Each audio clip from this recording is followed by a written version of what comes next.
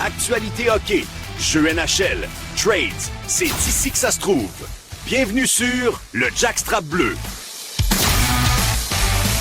Salut tout le monde, on se retrouve dans une nouvelle vidéo. Hey, ça faisait longtemps que je vous avais pas parlé.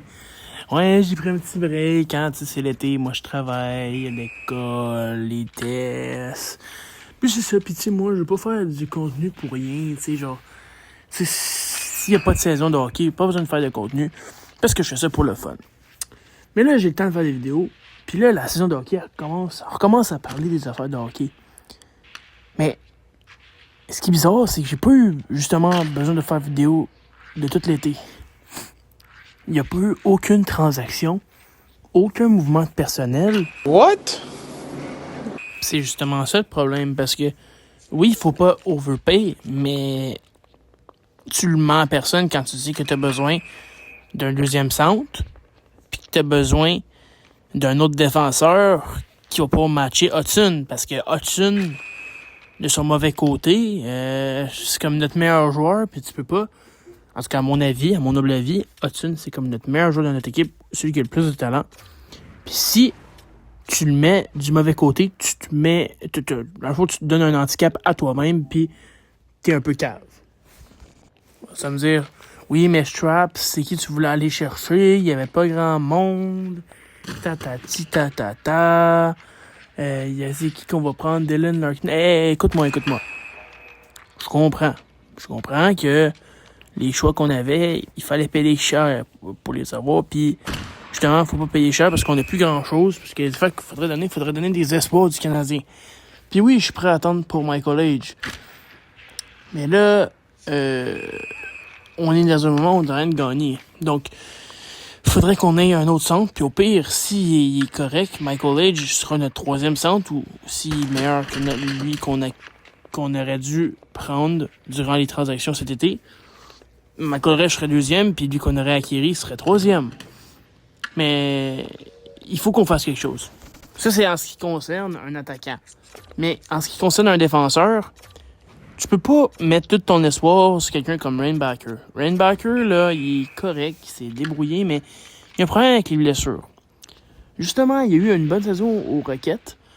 Moi, je dirais ça pour aller essayer d'aller chercher, mettons, un deuxième tour ou un truc comme ça. Une monnaie d'échange. C'est un one-for-one de quelque chose qui est plus intéressant. Quelque chose, parce que Rainbacker, oui, il est bon, mais il y a beaucoup de monde en manque de défenseurs droitiers. Donc, c'est sûr que tu vas trouver un acheteur, puis question d'aller chercher une monnaie d'échange, on a beaucoup plus besoin d'un deuxième centre que ça, parce que qu'est-ce qu'on fait si Nick Suzuki, il se blesse? Là, ça veut me dire, Nick Suzuki, il se blesse jamais, il a jamais manqué un match en comme 3 ans, tout ça. Oui, mais justement parce que il fait attention. Mais on fait quoi le jour qu'il y a quelqu'un qui arrive comme, je sais pas moi, Matthew Tkachuk qui décide d'y rentrer dedans comme un truc puis que ça y brise le poignet? On fait quoi? Crime, c'est notre gars qui nous gagne les mises au jeu. C'est qui qu'on va mettre sur le premier trio? Philippe Danault? Faut qu'on trouve un deuxième centre parce que il suffit, on est à une blessure de gâcher toute la saison du Canadien. Puis après une saison comme ça, c'est pas acceptable. Puis surtout si on décide de se relâcher. Parce que si la saison serait pas bonne puis que Nick Suzuki serait blessé, on comprendrait puis on serait genre, ouais, c'est vrai, Suzuki est blessé. Sauf que si on a une mauvaise saison, puis qu'on s'est relâché, puis que Suzuki est pas blessé, mais qu'on n'a pas de deuxième vrai centre pour nous aider, le monde va être fâché.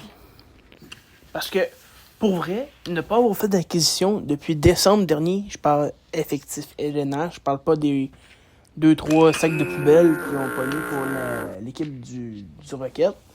Moi, je parle des joueurs LNH. On n'en a pas pris depuis décembre. Le dernier, c'était Philippe Danault. On a eu plein d'opportunités d'aller chercher plein d'autres joueurs, puis on les a pas pris. À un moment donné, faut que tu payes pour avoir quelque chose. Le monde, ils veulent pas faire des transactions avec nous, parce que déjà, l'Atlantique est très très forte, donc personne ne veut faire des trades avec nous dans notre division. Et nous, on est fort, donc c'est pas cool. Ils veulent pas ça. Et les autres équipes, ils commencent à voir que on est jeune, puis on est déjà très bon, puis qu'on va être bon pour longtemps. Penses-tu vraiment qu'ils vont nous donner un bon joueur à un petit prix ou à un prix correct s'ils savent qu'après ça, on va les torcher avec? Clairement, non. Donc, puis plus t'attends, plus ça va être cher. Donc, il faut que tu t'achètes un deuxième centre tout de suite. Tout de suite, parce que faut que tu t'imposes. Tu peux pas te permettre de je sais pas, même pas faire les séries. Imagine si on fait pas les séries à cause que au centre, ça va pas. Il faut qu'on trouve il faut qu'on comble nos points faibles parce que c'est notre seul point faible. Un défenseur droitier puis un deuxième centre. C'est nos seuls points faibles. Au goaler, Fowler puis Debesch font en masse la job. D'un but, tout le monde score. D'un jeu, Demidov, Hudson, c'est des GOAT. Genre, t'as pas besoin de plus en tant que ça. T'as besoin de gagner tes mises au jeu et t'as besoin de pas laisser des openings ou de laisser trop d'espace pour faire des buts. C'est ça les problèmes. On n'est pas capable de récupérer la puck en défense, on n'est pas capable d'aller tirer. Là, ça fait qu'on a moins de tirs, puis ça fait que on a moins de buts. Mais vu qu'on est bon en score, on réussit à s'en sortir parce que des fois, avec 13 shots, somehow, on a 3 buts. Donc, imagine si on avait 26 shots parce qu'on était capable de sortir la puck de la zone. Donc, il faut vraiment améliorer notre effectif et on ne peut pas se permettre de ne rien faire pour améliorer notre effectif. On peut pas faire ça si on veut être dans la meilleure fenêtre possible et gagner, je dirais, de multiples Coupes Stanley. Il faut faire quelque chose maintenant. C'est ce qui conclut cette petite vidéo de retour. J'espère que vous avez bien aimé. En tout cas, moi, j'ai bien aimé faire mon petit retour. Dites-moi en commentaire si vous êtes d'accord ou pas. N'hésitez pas à commenter, ça fait tout le temps plaisir. Je veux savoir qu'est-ce que vous pensez. En tout cas, abonnez-vous pour elle, là, il m'en manque pas beaucoup. Puis je vais commencer à faire des lives, ça va être cool. Ciao là.